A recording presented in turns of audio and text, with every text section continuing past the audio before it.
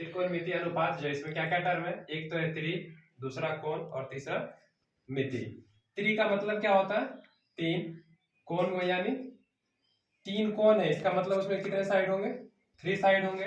मिति का मतलब क्या होता है इसमें, क्षेत्र, नहीं, यानी कि त्रिकोणमिति में जो हम पढ़ेंगे, हम किसके बारे में पढ़ेंगे, ऐसे क्षेत्र के बारे में पढ़ेंगे जिसमें क्या हो, 3 साइड हो या फिर 3 कोण हो, यानी ट्रायंगल के बारे में।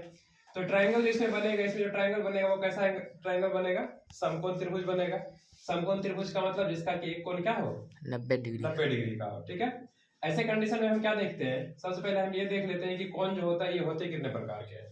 जैसे कोण, कोण को हम क्या कहते हैं, एंगल। एंगल कितने टाइप्स के होते हैं, सबसे पहले आता है न्यून कोण। न्यून कोण को हम क्या कहते हैं, एक्यूट एंगल कहते हैं। एक्यूट एंगल यानी जिसमें थीटा का मान क्या हो, 0 डिग्री से बड़ा हो, 90 डिग्री से छोटा हो, तो इसको हम क्या कहते हैं, न्यून कोण कहते हैं। फिर आता है समकोण, जिसको कि हम राइट एंगल भी कहते हैं। इसमें थीटा का वैल्यू क्या होता है, 90 डिग्री होता है। फिर आता है क्या, अधिक कोण यानी ऑब्ट्यूज एंगल, जिसमें कि थीटा का मान कितना, 90 से बड़ा और 180 डिग्री से छोटा होता है। एक आता है रैखिक कोण, रैखिक जिसको कि हम क्या कहते हैं, स्ट्रेट एंगल। इसमें थीटा का वैल्यू कितना होता है, 180 डिग्री होता है, यानी 180 डिग्री होता है। फिर आता है पूर्ण कोण या फिर इसको हम कॉम्प्लीमेंट्री एंगल कहते हैं। इसमें थीटा का वैल्यू कितना होता है, 360 डिग्री होता है, ठीक है। इसमें एक बचा हुआ है, कौन सा, एक टर्म में बचा हुआ 1 2 3 4 और ये आ गया फिफ्थ।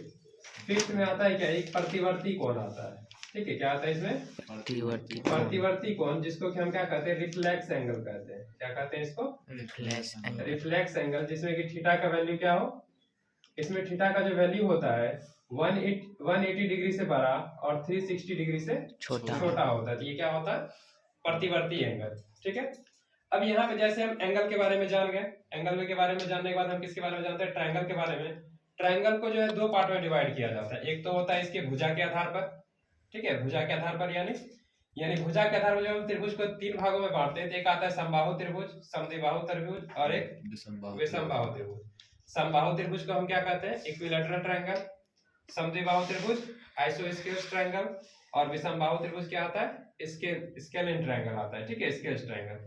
अब आता है क्या, समबाहु त्रिभुज को यानी समबाहु यानी जिसकी की भुजाएं क्या हो, बराबर हो, जिसकी की तीनों भुजाएं बराबर होंगी उसको हम क्या कर देंगे, समबाहु त्रिभुज।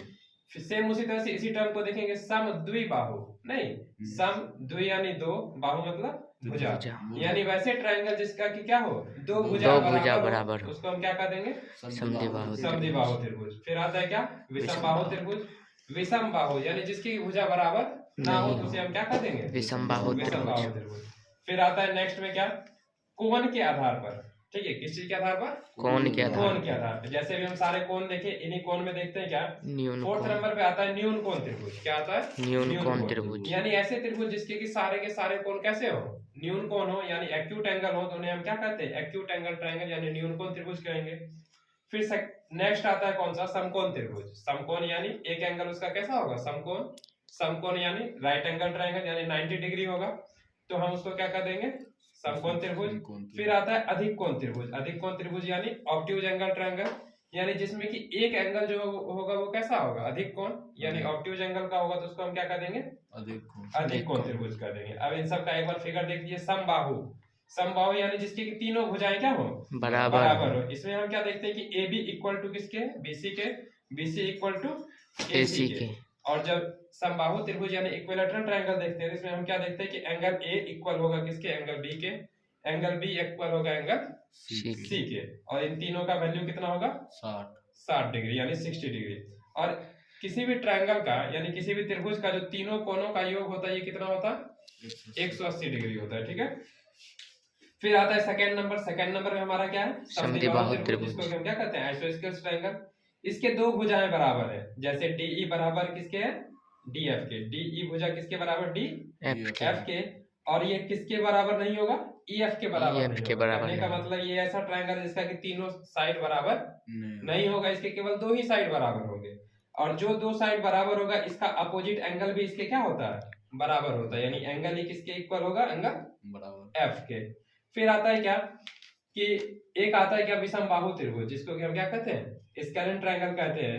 जिसमें कि ना तो GH बराबर होगा GI के, ना GI बराबर होगा HI के, ना HI बराबर होगा GH के, और इसके तीनों कोण भी इक्वल नहीं होंगे। तो ये क्या हो जाएगा, विषमबाहु त्रिभुज। ठीक है, फिर नेक्स्ट क्या देखते हैं, फोर्थ में आता है न्यून कोण त्रिभुज। न्यून कोण त्रिभुज यानी जिसके कि सभी कोण कैसे हो, न्यून कोण हो। यहाँ पे आप देख रहे हैं ये वाला जो K है ये कितना है, 50 डिग्री, 50 डिग्री, ये 70 डिग्री, ये 60 डिग्री।